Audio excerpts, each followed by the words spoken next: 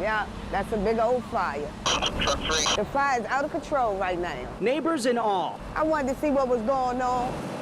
So much smoke you could barely see the home in Southeast on W Street near 16th. I'm seeing a bunch of smoke, fire shooting up out the ceiling. The flames was high, almost higher than the tree for real. Firefighters working quickly to put it all out.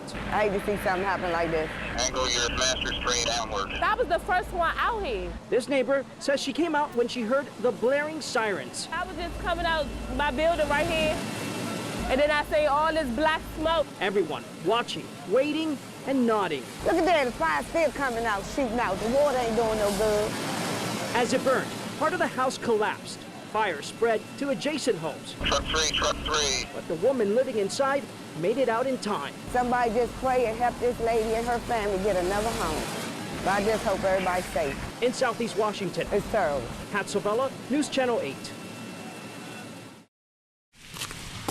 Slow and steady on this stretch of Wisconsin Avenue today. The sidewalk, a mix of ice, snow, and slush. Treacherous enough, some were inching along.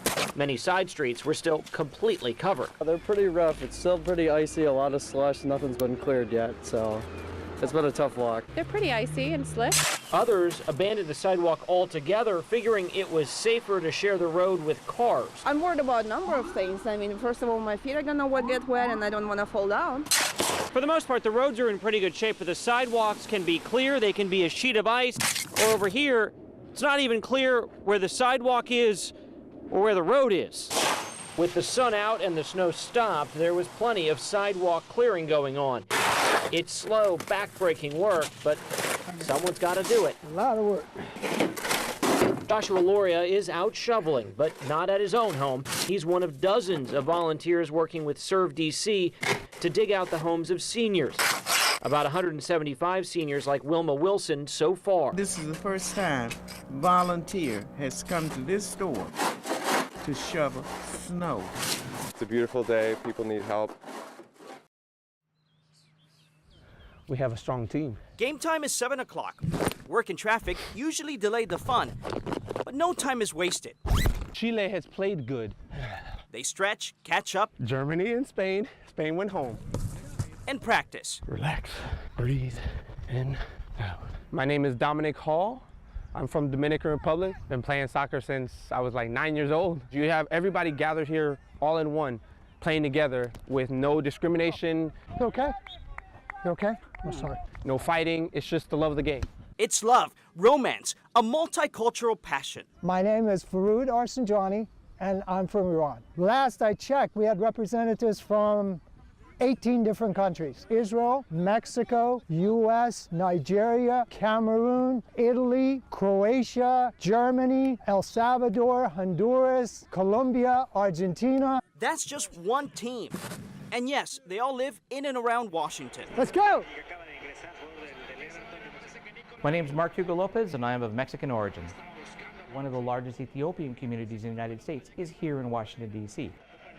The nation's second largest Salvadoran community is also here.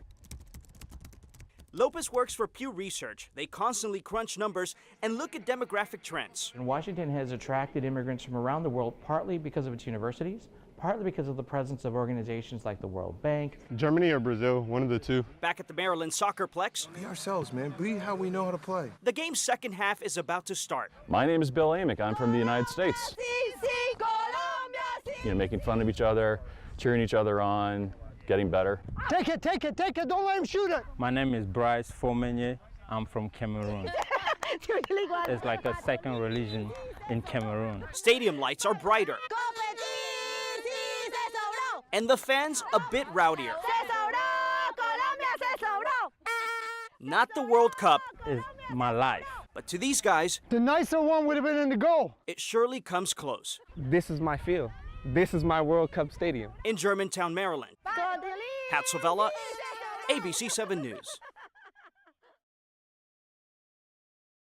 We all just cleared exit pass. Police scanners, the only noise cutting through the eerie silence on Main Street, where people stood watching in shock. I ain't gonna lie, I'm a little shaky right now. Shaken after seeing a life snuffed out in an instant. A woman's final moments witnessed by a crowd and captured on a surveillance camera. This footage shows the victim strolling on the sidewalk. Seconds later, as she crosses the street, it's over. A turning bus, the last thing she saw. The woman fell, went under the bus, and was dragged approximately 20 feet. First time mad was running there screaming. I said, hey, hey, hey, hey. Just knocking on the bus, telling them back up, back up. So then he finally backed up, and after I seen she was laying on the ground, lifeless. A billowing sheet covered the victim's body as it laid on the pavement for hours. Investigators working around her as they combed the bus for evidence. We're handling it right now as if it were a crime scene. With yellow tape strung up to block out bystanders, police stood outside the line speaking with the victim's co-workers, overcome with grief. Come today, they should be coming tonight shortly. Police now piecing together whether what happened was a crime or tragic accident as strangers stage their own moment of silence. That's why I see that some of them are wrong and one.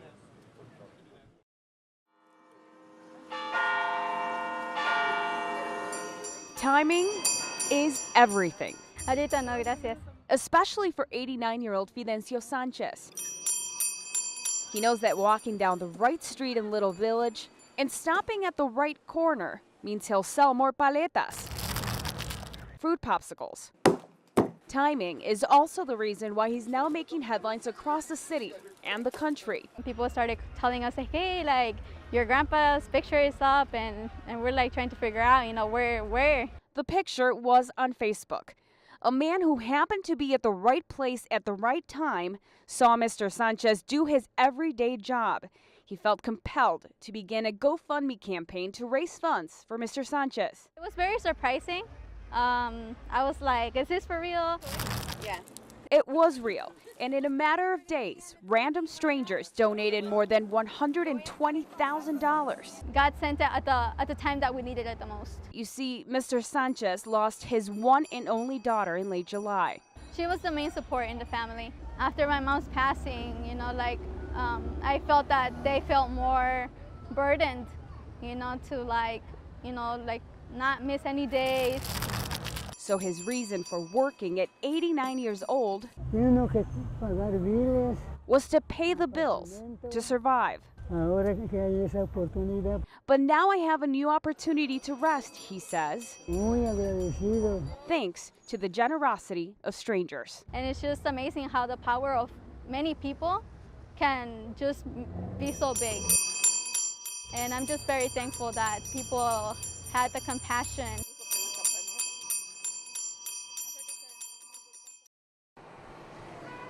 You can't beat it. The early morning breeze, the sound of the music echoing off the buildings and everything.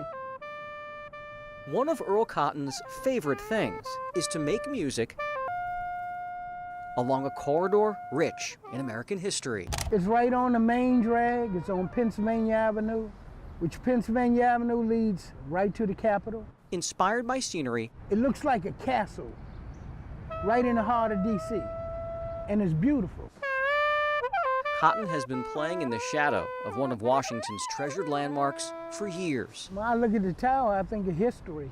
You know, the history of Benjamin Franklin, the old post office. Ben Franklin's steady resolve welcomes visitors who stroll by the old post office. It was built to be the headquarters of the old post office. Visitors like Lori Savage and her family. We were walking around the corner and just astonished at the detail. This stunning structure, completed in 1899, was the city's first skyscraper. It remains its third tallest building. Unbelievable building. Granite walls 5 feet thick support a clock tower that soars 315 feet into the sky. It's just an awe-inspiring building. It's huge, it's gorgeous. The observation deck offers jaw-dropping panoramic views of a Capitol rarely seen from this perspective. We heard it was a great site. Zach Savage and his dad Brian. It's a really cool building, yep. Are like so many fathers and sons before them. What are some of the details you like about the building? They're enjoying a majestic place that has kept a watchful eye over a city that watches over a nation. Looks really cool. I like to see the inside of it. But he cannot go in due to an ever-changing financial landscape. I think it's a lovely building, and I am sorry that it is being closed. You see, the old post office was closed earlier this month to visitors. This student tour is the last time the general public will enjoy this magnificent space. In 2 years, it will reopen with the same facade, but an entirely new identity.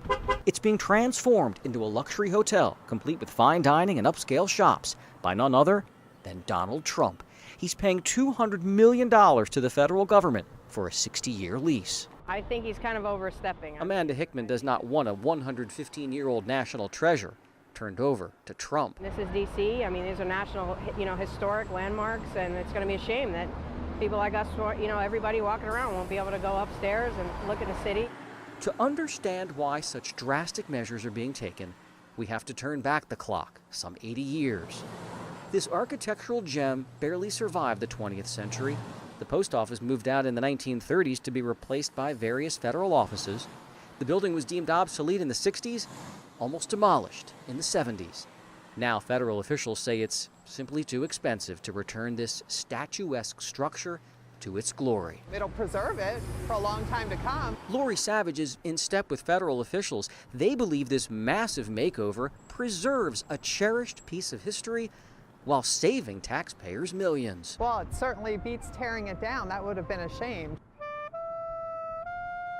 I don't think you can do anything to make it better than what it is now. If Earl Cotton could, he would play a lullaby for an old building surrounded by more than a century of memories